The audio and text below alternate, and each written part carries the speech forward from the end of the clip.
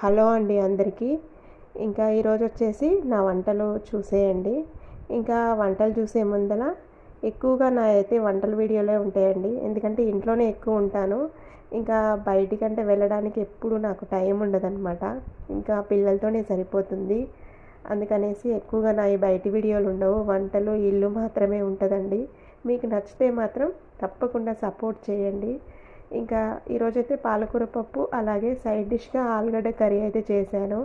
ఇంకా ఉసిరికాయ పచ్చడి కూడా చేశానండి. ఈ పచ్చడి పెట్టి ఇప్పటికి 3 డేస్ అనమాట. మంచిగా జ్యూసీగా వచ్చిందనమాట. బాగుందండి టేస్ట్ కూడా.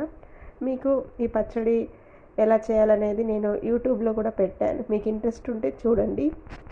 బాగా జలుబు చేసిందండి, అందుకని వాయిస్ సరిగా రావట్లేదు. లాస్ట్లో వచ్చేసి రసం అనమాట. ఇంకా ఇవేనండి ఈరోజుటి నా వంటలు. మీకు నచ్చితే తప్పకుండా ఫ్రెండ్స్ సబ్స్క్రైబ్ చేయండి, లైక్ ఇవ్వండి.